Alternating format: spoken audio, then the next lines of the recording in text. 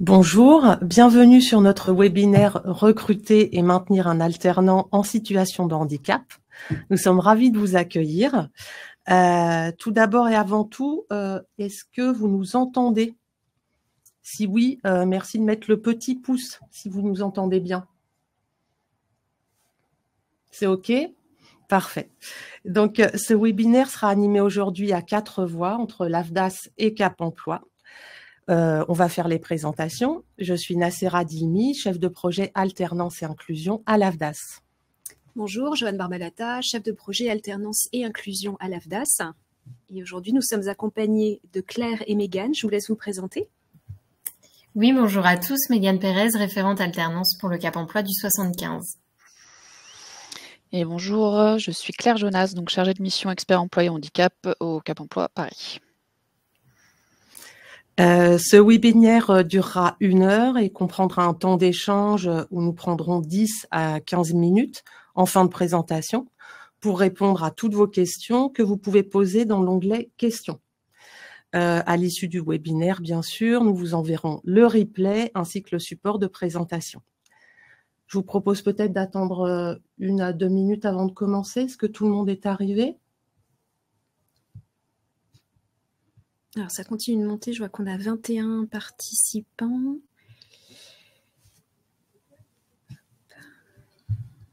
On attend encore une petite minute. Peut-être. On peut commencer. On se lance. Allons-y. À toi, Joanne. Alors, pour démarrer ce webinaire, quelques chiffres. Donc, pour faire un constat, on s'aperçoit en 2023 que les contrats en alternance, donc regroupant les contrats de professionnalisation et les contrats d'apprentissage, pour des alternants comme étant identifiés comme porteurs d'un handicap, représentaient 1,8% de la totalité des contrats en alternance financés par l'AFDAS, donc ce qui représente environ 1000 contrats sur les 54 500 engagés en 2023. Alors, il peut y avoir plus finalement d'alternants en situation de handicap, mais seulement, entre guillemets, 1,8% identifiés comme tels, donc qui se sont déclarés comme tels. Ces alternants en 2023 ont été employés essentiellement dans des entreprises de moins de 11 salariés, donc des TPE, ou des entreprises de 250 salariés et plus, dans des secteurs d'activité qui sont traditionnellement des recruteurs d'alternants, tout profil confondu, donc notamment le sport, les télécoms, la publicité, les loisirs, hein, vous les voyez s'afficher à l'écran. On s'aperçoit que les alternants en situation de handicap se préparent à des métiers dans lesquels on ne les attend pas forcément. Donc là, vous avez le top 5. On a regroupé éducation sportive et activité physique pour tous, la distribution presse, le commerce et les ressources humaines. Voilà, donc on est vraiment sur des profils là où on les attend pas forcément, mais finalement qui sont en parallèle des tendances classiques des alternants. Si vous êtes présent aujourd'hui, c'est que vous faites partie des employeurs qui ont déjà recruté un alternant en situation de handicap. Hein, donc pour ça, merci beaucoup puisque vous permettez de lancer cette dynamique. Et l'objectif aujourd'hui, c'est de vous donner les outils, les ressources, les bons contacts pour pouvoir continuer cette dynamique de recrutement d'alternants en situation de handicap. Alors, au programme aujourd'hui, on va parler, donc Claire va vous reparler du cadre légal que vous connaissez probablement, mais il est toujours bon en tout cas de reposer les bases. Le cadre légal qui s'applique au recrutement de salariés en situation de handicap, les acteurs de l'écosystème pour savoir vers qui vous orienter.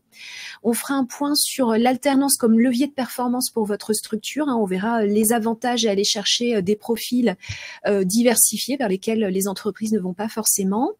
Ensuite, Mégane vous expliquera en quoi Cap Emploi peut vous accompagner tout au long du process de recrutement, que ce soit vraiment au tout début jusqu'à la phase d'intégration et même au-delà de la période d'essai. Nassera ensuite vous expliquera en quoi vous pouvez devenir une entreprise inclusive, voire plus inclusive avec l'AFDAS, avec l'offre de services Agir en faveur du handicap et la plateforme Recruter autrement. Et puis on terminera sur la boîte à outils alternance et les contacts côté AFDAS et côté Cap Emploi pour vous accompagner sur tous vos projets de recrutement. Et on donne la parole à Claire. Merci. Alors, effectivement, moi, je vais vous faire un petit focus sur le cadre légal. Alors, c'est un rappel assez rapide, hein. L'idée, c'est de recontextualiser un peu ce qu'est l'obligation d'emploi des travailleurs handicapés. Donc, on dit l'OETH, encore un acronyme. Il y en a beaucoup dans l'écosystème du handicap, mais l'OETH, donc l'obligation d'emploi des travailleurs handicapés, a été formalisée dans les années 2000, notamment avec les lois pour l'égalité des droits et des chances et la loi pour la liberté de choisir son avenir professionnel. Alors, tous les employeurs font une déclaration sociale nominative, mais seules les entreprises de plus de 20 salariés sont soumises à cette obligation d'emploi. C'est-à-dire qu'à partir de 21 salariés en équivalent temps plein, vous devez atteindre un taux d'emploi de 6% de travailleurs handicapés. Ce taux-là, il est révisé tous les 5 ans. Pour l'instant, il est de 6% depuis très longtemps. Mais l'idée, voilà, c'est que les entreprises tendent vers plus d'inclusion et donc cet objectif voilà, vous contraint entre guillemets à atteindre 6% dans vos effectifs. Cette contribution, si vous la payez, si vous êtes concerné, que vous avez plus de 20 salariés, mais que vous n'avez pas atteint ces 6%, vous payez une contribution donc tous les ans à l'URSSAF et cet argent est redistribué à la GFIP. Ensuite, donc là c'est le cadre légal. L'idée, si vous souhaitez, alors là, c'est vraiment un calcul très très simple, mais qui vous permet d'avoir en tête comment on calcule en fait votre nombre de. Alors BOETH, DOETH, donc c'est la déclaration, d'accord. BOETH, c'est les bénéficiaires de cette obligation d'emploi. Donc j'ai pris un exemple au hasard, mais vous avez une entreprise de 56 salariés. Si vous voulez savoir combien de personnes en situation de handicap vous devez embaucher pour atteindre votre taux de 6%, vous multipliez votre effectif équivalent de temps plein fois 6%. Donc dans cet exemple-là, une entreprise de 56,75 salariés, vous devez embaucher 3,40 personnes en situation de handicap, sachant qu'on arrondit toujours à l'inférieur. Donc 3 personnes à employer. Donc calcul assez simple. Si quelqu'un vous interroge sur votre taux d'emploi, là effectivement le calcul est encore assez simple. Vous prenez le nombre de salariés en situation de handicap que vous avez dans votre effectif, vous le divisez par le nombre de salariés équivalent temps plein, vous multipliez par 100. Là on voit que dans l'exemple on arrive à 5,9, donc à peu près 6%, donc votre taux d'emploi est atteint. Donc, ce taux d'emploi, comment on fait pour y accéder, comment on répond à cette obligation d'emploi? La première chose, c'est l'emploi direct. Donc, CDI, CDD, l'alternance, bien évidemment, contrat d'apprentissage, contrat de professionnalisation. Les stages, si vous prenez des étudiants en stage, ça compte aussi. Les immersions, si vous n'êtes pas familier, avant ça s'appelait PMSMP, période de mise en situation en milieu professionnel. Aujourd'hui, vous entendrez plus parler d'immersion. Là aussi, c'est des stages souvent de découverte d'une semaine à un mois. Une personne qui vient dans votre entreprise pour découvrir un métier. C'est aussi comptabilisé. Alors, c'est au prorata du temps de présence, bien sûr, à l'année. Donc, une immersion d'une semaine sur une année, ça change pas énormément de choses, mais ça participe en tout cas à répondre à votre obligation d'emploi. Deuxième chose, la sous-traitance. Les ESAT, donc le milieu protégé. Vous pouvez sous-traiter pour si vous avez des événements pour le traiteur, si vous avez des goodies. Enfin voilà, les ESAT interviennent sur pas mal de secteurs d'activité, donc c'est un partenaire hein, des entreprises. Les EA, donc entreprises adaptées. Là, c'est du milieu ordinaire, c'est des entreprises qui embauchent 55% de personnes en situation de handicap dans leurs effectifs et qui font aussi de la sous-traitance sur plein de secteurs d'activité différents. Je ne rentre pas dans les détails, mais en tout cas, il y en a beaucoup en Île-de-France et sur tout le territoire national. Les TIH, travailleurs indépendants handicapés, ça c'est un statut qui est rentré aussi dans l'obligation d'emploi il n'y a pas très longtemps. Donc des travailleurs indépendants qui ont le statut handicapé peuvent prester pour vous et ça rentrera dans votre contribution. Vous avez le site, j'ai oublié de le mettre en amont, mais le site Linclusion, Linklusion, qui est une plateforme de TIH. Donc, si vous souhaitez faire appel à un prestataire pour certaines missions, vous trouverez beaucoup de professionnels sur cette plateforme. Les dépenses déductibles, je rentre pas dans les détails parce que là c'est quelque chose voilà, faut prendre le temps, mais si vous intervenez par exemple au sein de votre entreprise sur du maintien dans l'emploi, si vous faites des travaux d'aménagement pour rendre accessibles vos locaux, ça peut rentrer dans des dépenses dites déductibles. Mais je m'arrête là pour ça parce que c'est beaucoup plus compliqué que ça. Ensuite, on peut passer à la slide suivante. Je reviens un peu sur du calcul par rapport à la contribution, puisque vous avez un taux de contribution, une contribution dite brute. Donc, combien, si vous atteignez pas vos 6%, combien vous devez payer à la fin de l'année. Alors, le calcul est assez simple. Je vais juste prendre la deuxième partie. Vous êtes une entreprise de 56 salariés. Votre taux d'emploi devrait être le nombre de personnes en situation de handicap embauchées devrait être de 3, mais vous avez en équivalent temps plein 2,32 personnes. Donc, vous faites la soustraction, vous multipliez par le SMIC horaire. Donc là, c'est pas à jour. Aujourd'hui, le SMIC vient de passer à 11 et quelques. Et vous multipliez par un coefficient. J'attire votre attention, le coefficient multiplicateur tient compte de l'effectif de l'entreprise. Donc 400, c'est pour les entreprises de 20 à 250 salariés. Il passe à 500 pour des entreprises de 250 à 750 salariés. Et il passe à 600 pour les entreprises de plus de 750 salariés. Donc, quand vous faites ce calcul, ça va vous donner une idée de ce que vous devez du taux de votre contribution, à la fin de l'année. Vous avez le simulateur sur le site de la GFIP qui vous permet de calculer, voilà, de vraiment faire, d'être précis, puisque là on fait un exemple assez large. Donc si vous posez la question, le simulateur de la GFIP est vraiment bien fait. J'attire juste votre attention sur la surcontribution. C'est-à-dire que si pendant 3 ans, une entreprise ne fait aucune action en faveur du handicap, donc pas d'embauche, pas de stage, pas de sous-traitance, au bout de 3 ans, vous avez une surcontribution. Donc, faites attention. Vous avez le guide de l'OETH.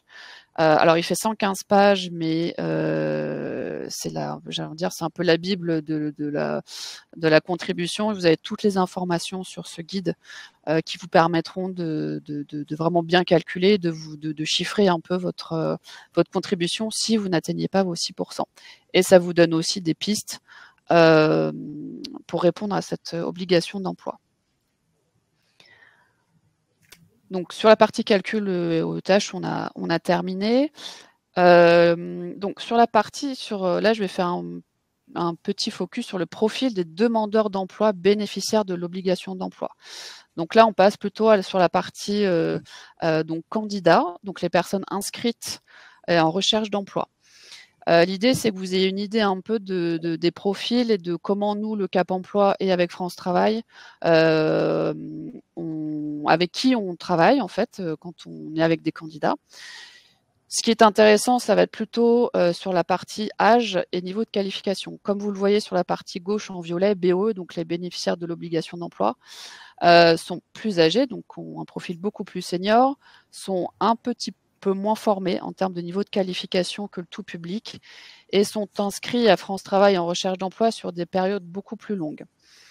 Donc, donc ne vous étonnez pas si vous-même pour l'alternance, alors vous avez le profil étudiant n'est pas forcément tout à fait le même que celui des demandeurs d'emploi, mais c'est pour que vous ayez en tête les caractéristiques des personnes qu'on accompagne aussi nous au sein du Cap Emploi. Et sur les domaines recherchés, vous voyez que le service à la personne est le premier domaine professionnel recherché par les demandeurs d'emploi bénéficiaires de l'obligation d'emploi. Alors, les raisons, parce que ça peut paraître contre-intuitif puisque ce sont des métiers parfois pénibles, c'est que ce sont des métiers qui sont accessibles avec un faible niveau de qualification et qui a pas mal de temps partiel. Ensuite vient les métiers du support à l'entreprise, donc tout ce qui va être administratif, fonction support. Et en troisième position, les métiers du commerce, de la vente et de la grande distribution. Sur Paris, on travaille avec un petit nombre de demandeurs d'emploi en situation de handicap. Comme vous le voyez, la part des bénéficiaires est de à peine 5% à Paris. Sachant que ce sont les personnes qui se sont déclarées administrativement auprès de France Travail. Donc, il y a toute une partie du public qui n'est pas captée puisqu'ils n'ont pas voulu faire mention de leur RQTH auprès de France Travail. Mais voilà, on travaille quand même avec une cible assez petite. Donc c'est pour ça que parfois on a du mal à vous proposer des profils. Je parle aux entreprises qui font appel au Cap Emploi, voilà, qui cherchent des personnes en situation de handicap. Trouver le bon profil avec le bon niveau de qualification, la bonne expérience, etc. C'est pas forcément évident. Puisqu'en plus les métiers recherchés, donc pour les bénéficiaires, on revient sur le nettoyage de locaux, la partie administrative avec l'accueil et l'opération administrative. Et comme vous le voyez, je vous ai juste mis le comparatif avec le top 3 des métiers recherchés pour le tout public, donc sans RQTH. Sur Paris, bien sûr, c'est l'art dramatique. Hein, vous avez tous les comédiens, tous les artistes qui sont inscrits à Paris, à France Travail. Donc, art dramatique, musique, chant, spectacle. Donc, c'est pour que vous ayez un peu une idée de, voilà, des caractéristiques des profils qu'on accompagne au sein du Cap Emploi.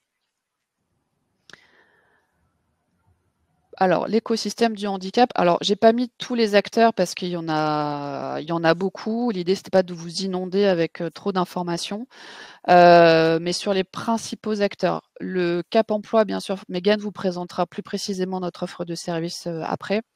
Mais je voulais que vous puissiez être conscient que le service public de l'emploi, comme on entendait avant, donc Cap Emploi, l'APEC, Mission Locale, France Travail, est en train de se transformer en réseau public, RPE, le réseau public de l'emploi, avec le lieu unique d'accompagnement qui s'est mis en place depuis 2021 dans chaque agence France Travail. Donc maintenant, les chargés de mission Cap Emploi interviennent en agence France Travail pour l'accompagnement des demandeurs d'emploi, mais aussi pour les entreprises. Donc on travaille en partenariat avec les services entreprises de France Travail. Donc vous avez peut-être, vous, des habitudes de passer que par le Cap Emploi, que par France Travail ou les deux. L'idée, c'est qu'en 2025, ce lieu unique va s'intensifier et que vous ayez une porte d'entrée unique avec tous les acteurs de l'emploi au sein d'un même lieu. Alors, pas forcément physique, mais une porte d'entrée pour les entreprises. Alors l'AGFIP, bien entendu, donc je l'ai mentionné, vous connaissez sûrement l'AGFIP, c'est l'association de gestion des fonds pour l'insertion des personnes handicapées. Donc ils récoltent la contribution des entreprises via l'URSSAF et cet argent est redistribué. Ils ont une offre de services assez large, donc qui est présente sur leur site internet. Ils ont des aides pour les personnes, des aides techniques, des aides humaines, des aides au déplacement et des aides pour les entreprises. Ces aides-là, alors il y a eu quelques coupes budgétaires depuis août 2024, mais il y a encore des aides financières qui permettent aux entreprises de compenser l'éventuel coût d'un aménagement de poste ou d'une éventuelle embauche, notamment en alternance, mais ça, Mégane en parlera un petit peu après. Il y a certaines aides qui sont prescrites, c'est-à-dire que vous devez passer par un référent Cap Emploi ou France Travail pour accéder à cette aide sur la plateforme. Et certaines aides peuvent être mobilisées par vous-même en tant qu'employeur. Moi, je vous conseille de toute façon, si vous avez une question, de contacter le Cap Emploi. N'hésitez pas à nous demander voilà, des précisions sur certaines aides, à quoi elles servent, comment les obtenir. Nous, on a un rôle de conseil et d'information au niveau des aides AGFIP. Donc, n'hésitez pas à contacter le Cap Emploi de votre département, puisqu'il y a un Cap Emploi par département. La MDPH, donc Maison départementale des personnes handicapées, c'est pas forcément vous en tant qu'employeur qui sera en lien avec elle. C'est juste pour vous préciser que c'est bien la MDPH qui va délivrer la reconnaissance administrative du handicap, donc la RQTH, reconnaissance de la qualité de travail handicapé, qui va notamment délivrer l'allocation adulte handicapé et des orientations autres, notamment sur de la formation, sur des orientations sur des établissements spécialisés, etc.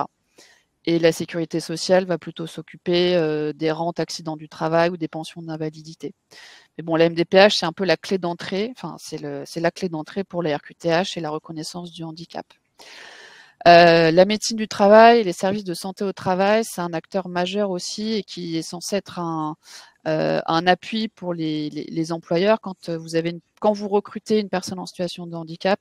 Essayez d'anticiper au maximum les visites d'embauche et essayez d'être le plus en lien avec la médecine du travail pour les aménagements si besoin il y a. Parce que vraiment, c'est le rôle du médecin du travail d'être dans le conseil, dans la préconisation d'aménagement. Donc là aussi, n'hésitez pas à vous mettre en lien avec ce service-là pour même pour faire de la prévention, de la sensibilisation auprès de vos équipes. Voilà pour les acteurs pour l'écosystème du handicap. J'espère que j'ai été assez claire. N'hésitez pas s'il y a des questions. Je vous remercie. Merci Claire. Alors maintenant, on continue sur voilà, l'alternance comme levier de performance pour votre structure. Alors, on peut passer à la slide d'après. Donc, recruter en alternance, ça permet de répondre à vos besoins en recrutement en fonction des compétences et des enjeux de votre structure, en passant par des parcours de formation adaptés. L'intérêt, c'est d'aller chercher des profils auxquels on n'a pas forcément le réflexe de faire appel. Et pourtant, il y a des vraies pépites parmi les candidats en situation de handicap. Ça permet l'alternance de sécuriser le recrutement. Donc, Mégane vous en parlera par la suite. Mais voilà, vous avez des acteurs, des outils qui vous permettent de sécuriser, de trouver le bon candidat adapté aux besoins que vous avez identifiés. Il y a des outils pour former les tuteurs et les maîtres d'apprentissage, on va en parler, pour leur permettre justement d'intégrer au mieux l'alternant, parce que la mission du tuteur, du maître d'apprentissage, elle démarre avant l'arrivée de l'alternant en entreprise. Elle va se poursuivre tout au long du parcours de l'alternant, alors que ce soit en formation, en entreprise. Et puis, voilà, ça peut aller jusqu'à la fin du contrat. Et quand tout se passe bien, on peut aller même sur une embauche à l'issue du contrat. Ça permet également de lever les idées reçues sur le handicap. Ça, c'est important. Alors, vous contribuez déjà puisque vous avez déjà recruté un alternant en situation de handicap. Mais faire évoluer le regard des équipes et des managers, c'est important pour voilà, lancer une dynamique en entreprise, notamment en vue de constituer une politique alternance, une politique handicap. Donc, c'est une première étape et c'est vraiment important de maintenir cette dynamique. Et puis, Claire vous l'a indiqué, ça permet aussi de répondre plus prosaïquement à votre obligation d'emploi de travailleurs en situation de handicap. Et là, on vous a mis un petit encart pour vous rappeler que l'alternant n'est pas comptabilisé dans l'effectif de l'entreprise, mais par contre, il est valorisé dans l'obligation d'emploi, dans le calcul de l'obligation d'emploi. Voilà. Alors, focus maintenant sur le contrat d'apprentissage aménagé pour des apprentis en situation de handicap. Alors, 4 points importants. On n'a pas de plafondage pour un apprenti en situation de handicap, comme on l'a pour un public classique.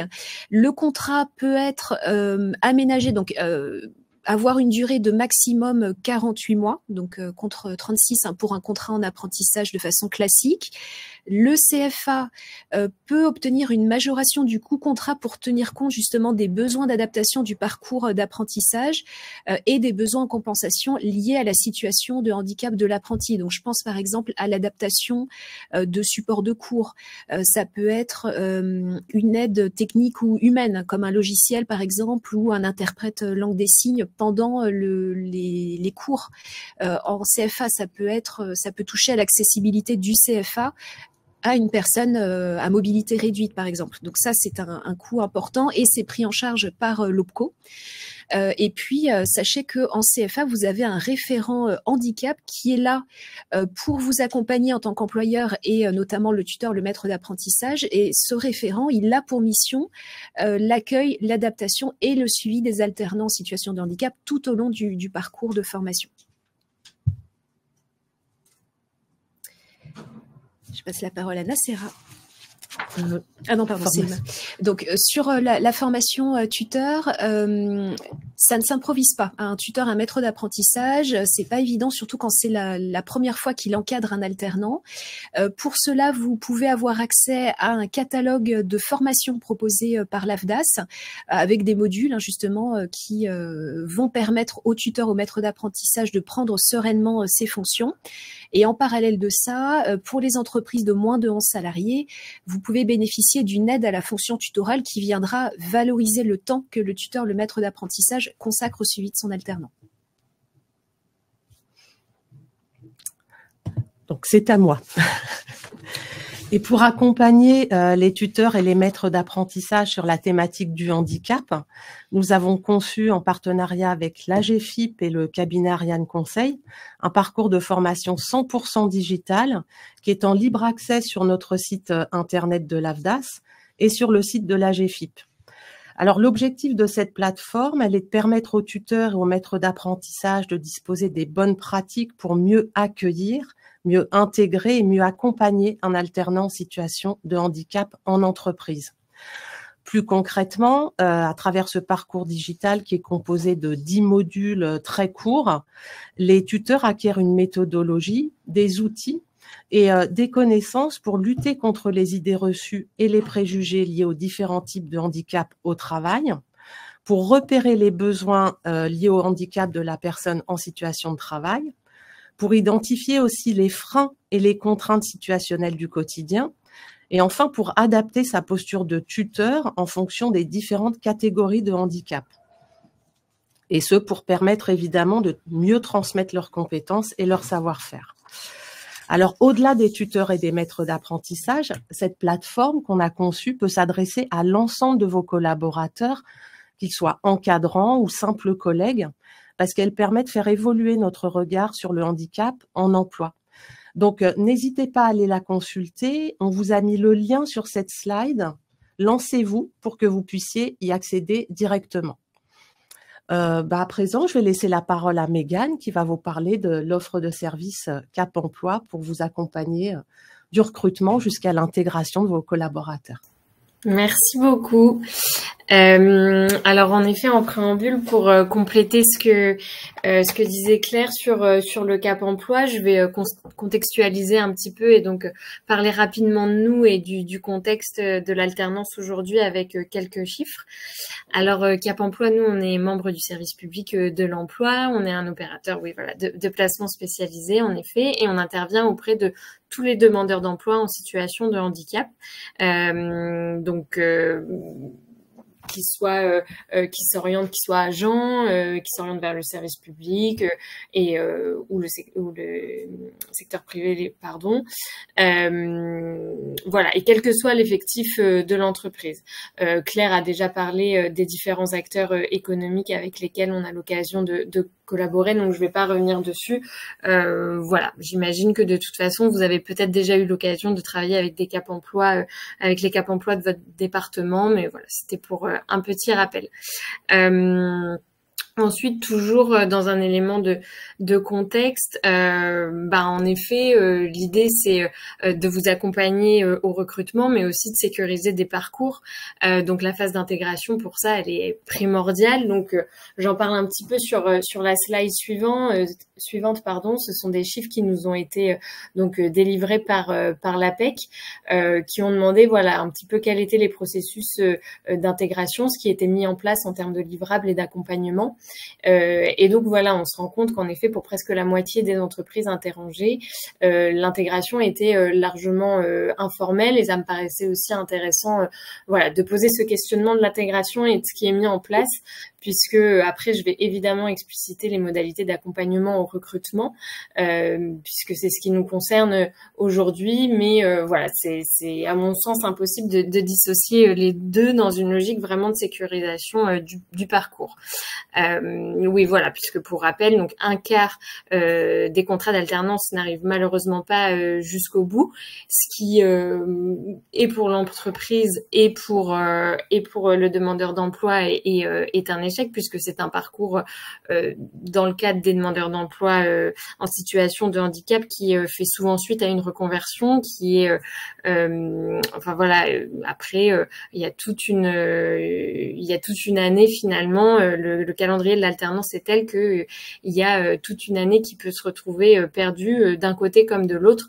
Donc l'intérêt, c'est vraiment de vous accompagner au recrutement pour sécuriser le parcours, puisque dans le cas où l'alternance arrive à aller à son terme, 94% des employeurs interrogés s'estiment satisfaits d'avoir recruté un alternant bénéficiaire de l'obligation d'emploi. Alors, en ce qui concerne l'accompagnement Cap Emploi au niveau de l'alternance, donc je vais sur la slide suivante, j'ai indiqué les 3 phases un petit peu, hein, donc l'avant, le pendant et le après. Et donc je vais évidemment spécifier mon intervention sur l'accompagnement employeur, mais pour voilà que vous le sachiez, quelques mots sur l'accompagnement également candidat. Alors ils peuvent venir à nous par différents biais, soit directement via le Cap Emploi, soit par l'intermédiaire de nos collègues qui interviennent en agence France Travail, soit via leur centre de formation. Et donc, on les accompagne à la recherche d'entreprises. Des entretiens sont organisés de manière à cibler vraiment leurs demandes et les besoins d'aménagement quand il y en a. Il y a aussi des préparations aux entretiens qui peuvent être effectuées, valorisation de son image, préparation, aide à la refonte du CV, à la lettre de motivation. Enfin voilà, c'est des choses qui peuvent être mises en place côté candidat, évidemment, en amont. Côté employeur, en amont du recrutement, donc l'idée, de la même manière, c'est quand même de pouvoir vraiment cibler vos besoins, votre culture d'entreprise, les possibilités d'aménagement au sein de votre structure, qui, c'est bien normal, varient en fonction du secteur d'activité et de l'entreprise en elle-même. Donc c'est important pour nous de cibler ces éléments. Et ensuite, on peut fonctionner de différentes manières, c'est-à-dire que évidemment tout au long de l'année, même si encore une fois, en effet, il y a vraiment un calendrier spécifique à l'alternance, mais de moins en moins, donc ça peut être tout au long de l'année, nous faire parvenir les offres que vous avez d'alternance. Ensuite, moi évidemment, si j'ai des candidats qui sont susceptibles de correspondre, je vous mets tout de suite en relation, et puis ensuite un processus classique de recrutement débute. Ensuite, il se peut aussi, si vous en êtes d'accord, que spontanément, je sois amenée à proposer certains profils. Je dis je, mais évidemment, chaque référent alternance en fonction du département. Donc voilà, que je sois amenée à vous proposer des profils de manière spontanée. Et puis, une fois par mois, parfois plus en fonction des périodes de l'année, on envoie un book qui référencie l'intégralité des personnes qui sont accompagnées en recherche d'alternance par le Cap Emploi. Donc, avec les CV anonymisés, évidemment, puisqu'on l'envoie à un grand nombre de personnes, et une fiche récapitulative qui comprend le nom du centre de formation, la typologie de contrat, la durée, et les besoins d'aménagement quand il y en a. Donc ça, voilà, c'est une fois par mois environ. Et puis si des profils sont susceptibles de vous intéresser, de la même manière, je désanonymise le CV et je vous mets en relation de manière directe. Est possible également une partie un peu plus événementielle où on intervient en organisant des sessions de recrutement. Si vous avez beaucoup d'offres en juin pour septembre, qui vont être amenées à être proposées, si je les ai en amont, je peux organiser une session de recrutement. On l'a déjà fait avec certaines entreprises, entre avril et juin à peu près. Et donc, l'idée, c'est que ce soit un salon de recrutement dédié personnes en situation de handicap. Alors, soit directement au sein de votre structure, soit on en organise avec l'APEC, entre autres, mais avec la CCI aussi, par exemple, où on invite plusieurs structures, une dizaine maximum pour que ça reste assez qualitatif et qu'on soit vraiment dans le cadre d'une session de recrutement et pas d'un forum ou d'un salon. Ça reste très individualisé, en fait. Mais voilà, ça, c'est des choses qui sont envisageables également. Donc sur la partie avant, voilà, sur la partie pendant, en plus évidemment des choses qui sont mises en place, comme je disais, pour faciliter l'intégration au sein de votre entreprise. Eh ben on peut intervenir aussi tout à fait pour faire des points d'étape sur la mise en place des besoins, sur la mise en place des aménagements, pardon. Donc il faut pas hésiter, comme le disait Claire, à nous solliciter, même s'il s'agit d'aides non prescrites que je détaille juste après. Et puis sur la partie après, alors parce que voilà, les besoins d'aménagement peuvent être amenés à évoluer, parce qu'on peut prolonger le contrat, parce que tout un tas de raisons. On est censé aussi, sur la partie alternance, j'entends, être le référent de parcours un petit peu du candidat accompagné. Donc il est normal que vous nous sollicitiez à tout moment du parcours, voilà, s'il y a des nouveaux besoins qui émergent. J'essaie de me dépêcher, pardon. Sur la partie suivante, donc dans le cadre des aménagements, alors comme le disait Claire, en effet, il y en a qui sont prescrits, d'autres que vous pouvez de vous-même solliciter sur le site de la GFIP. Bien sûr, on reste un soutien, donc il ne faut pas hésiter à nous solliciter, même si on n'est pas dans le cadre d'une aide prescrite. C'est le cas par exemple de l'adaptation des situations de travail, l'AST, donc c'est une aide dont vous pouvez faire la demande vous-même sur le site de la GFIP, qui va concerner voilà l'aménagement en termes de besoins matériels par exemple. Donc c'est une aide qui est souvent mobilisée dans le cadre tout type de contrat, mais dans le cadre de l'alternance. Les appuis spécifiques, donc là qui est une aide prescrite, donc il faudra en effet nous solliciter France Travail, enfin Cap Emploi, entre autres pour la mise en place. C'est une aide qui va permettre notamment dans le cadre où on serait avec un candidat qui n'est pas forcément très au clair sur ses besoins d'aménagement, et de les évaluer de manière très concrète et de les mettre en place au cours de l'année. Donc c'est des tierces personnes évidemment qui interviennent. Et puis, on en a également rapidement parlé, mais il faut quand même avoir en tête que les PMSMP, les périodes d'immersion en entreprise, sont mobilisables dans le cadre d'une alternance également. En effet, c'est assez rare, mais ça peut tout à fait être le cas. Voilà, quand on s'y prend suffisamment tôt dans le calendrier de l'alternance, en général, il y a tout à fait le temps de prévoir une période d'immersion pour s'assurer de la compatibilité, du handicap, par exemple, avec les compétences voilà, qui doivent être mobilisées dans le cadre du recrutement. Et sur les aides financières, enfin, donc je vais parler que du secteur privé évidemment. Les aides varient en fonction qu'on soit dans le cadre d'un contrat d'apprentissage ou d'un contrat de professionnalisation. Dans le cadre d'un contrat d'apprentissage, il y a une aide d'État évidemment à hauteur de 6 000 € qui est cumulable avec les aides de la GFIP, qui peuvent aller jusqu'à 3 000 €, parce que ça varie en fonction de la durée et de la typologie du contrat.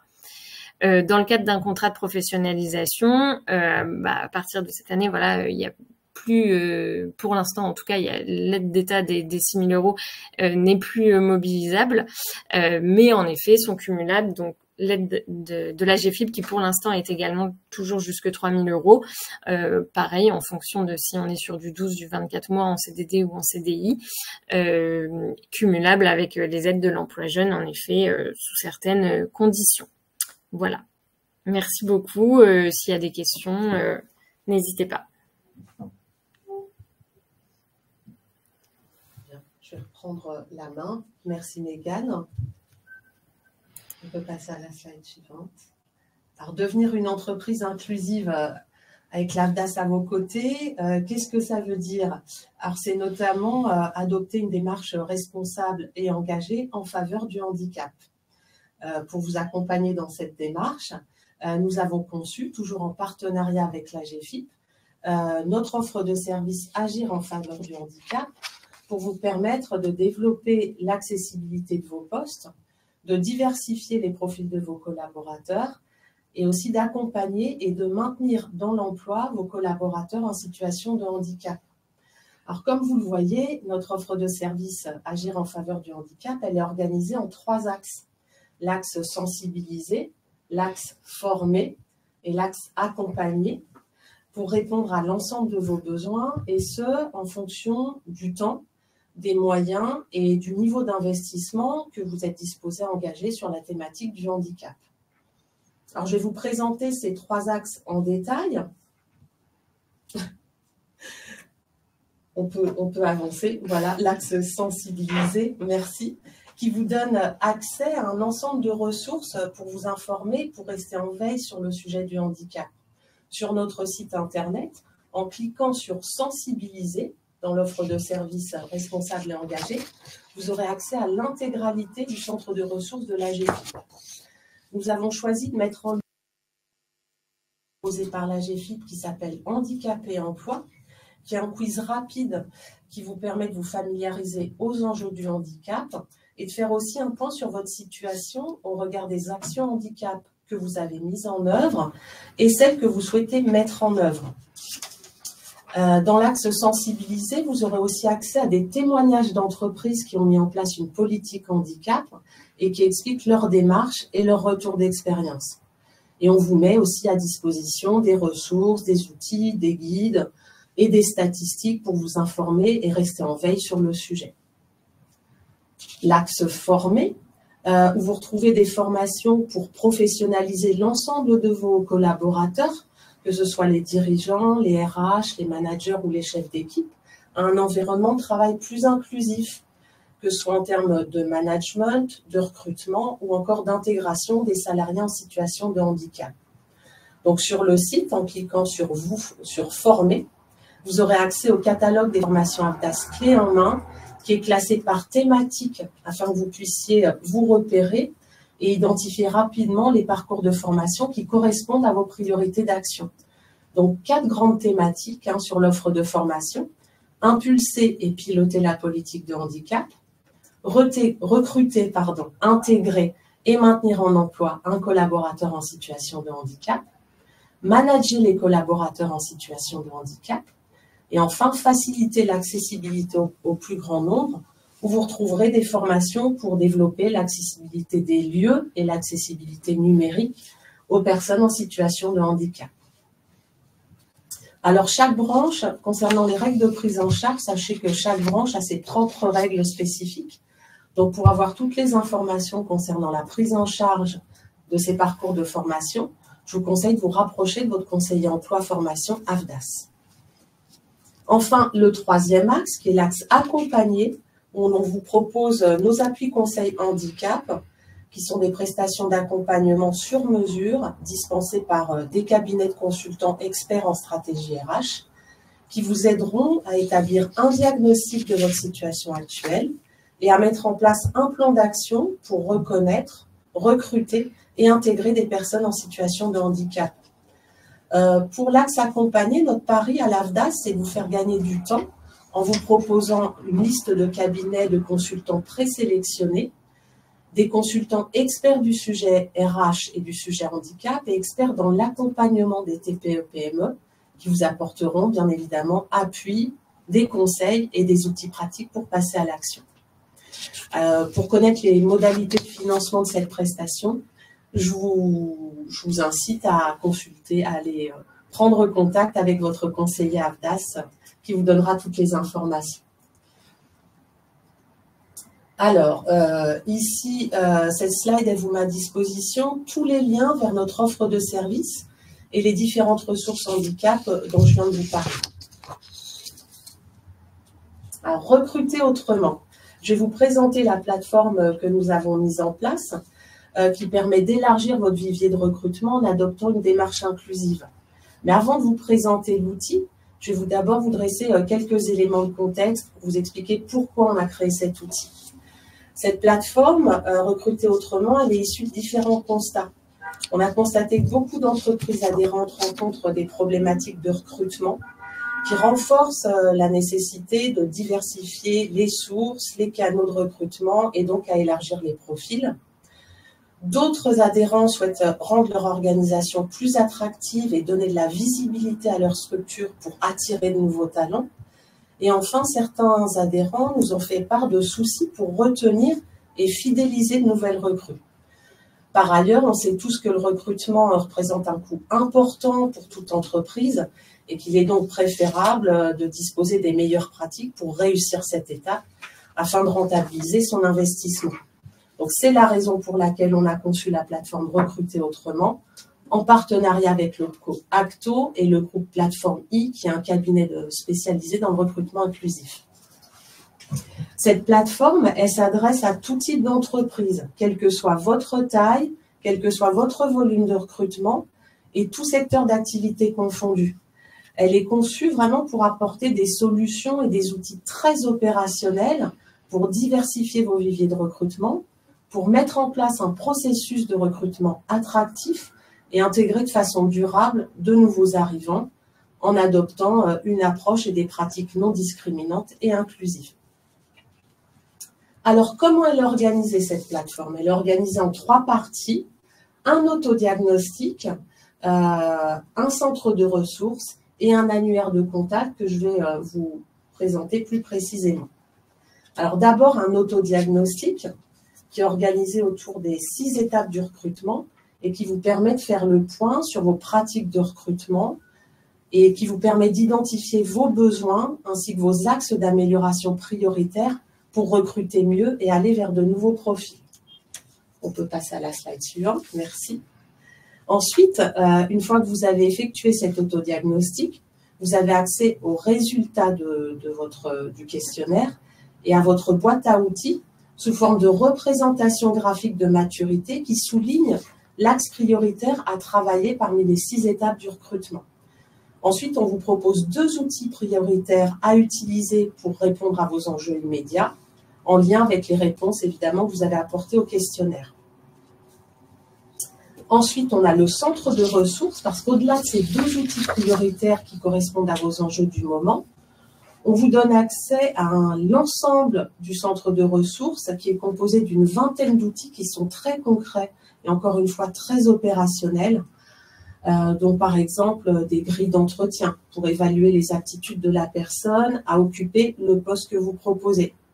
Des fiches pour créer son offre d'emploi et sa fiche de poste.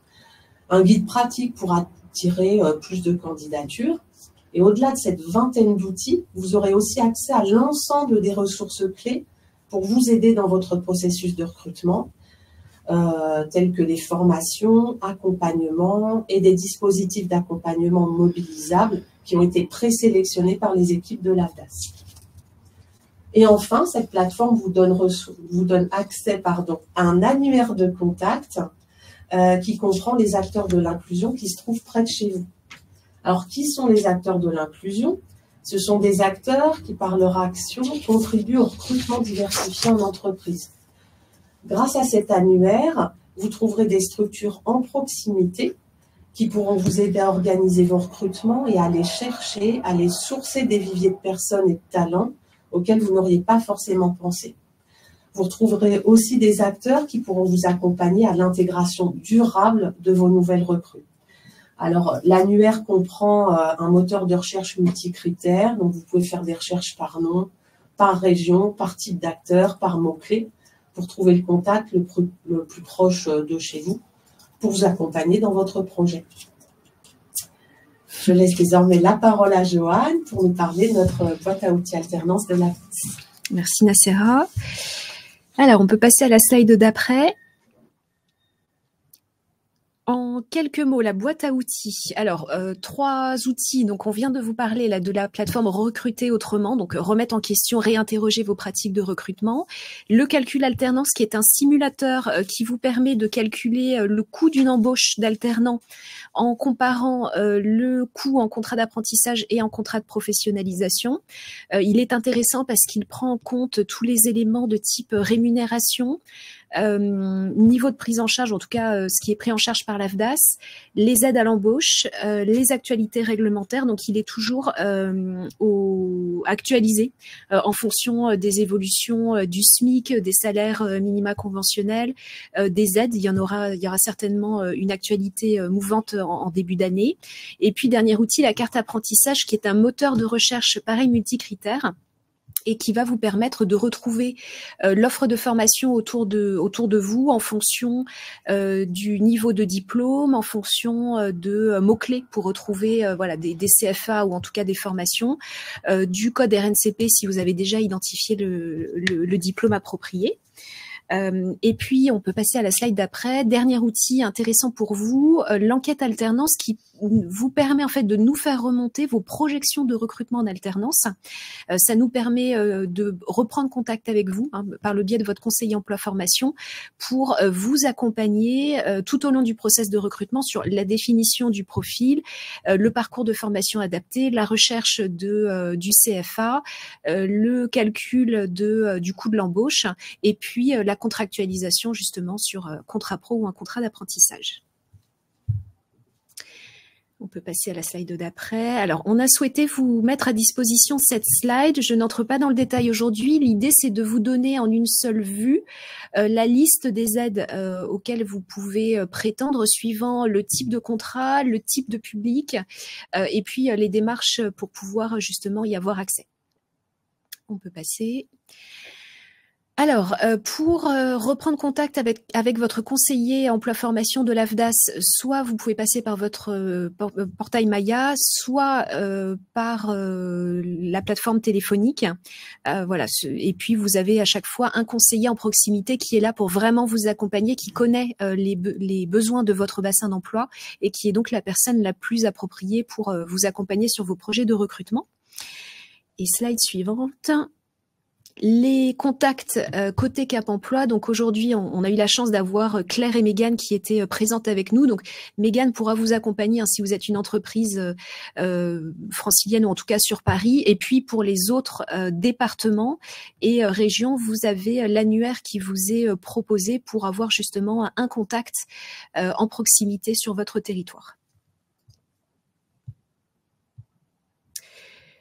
On arrive au terme de cette présentation. S'il y a des questions, n'hésitez pas à les poser dans votre onglet questions. S'il y a des réactions, pareil, on est preneur. Voilà, n'hésitez pas.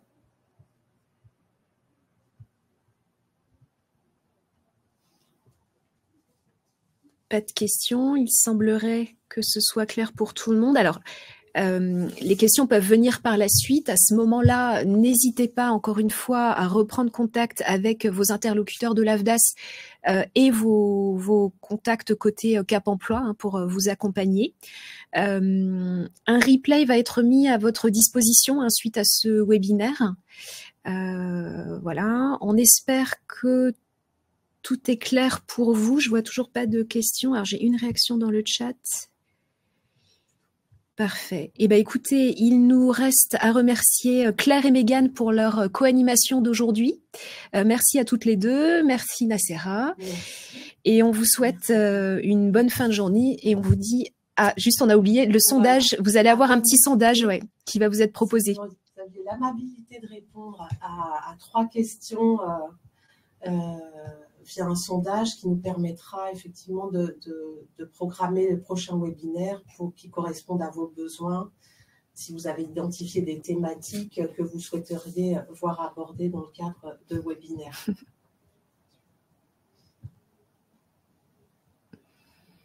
On vous laisse quelques minutes pour répondre. Et on remercie tous nos participants d'aujourd'hui. Oui, merci beaucoup. Et à bientôt sur de nouveaux webinaires. Merci à vous pour l'accueil. Merci beaucoup. Merci à vous.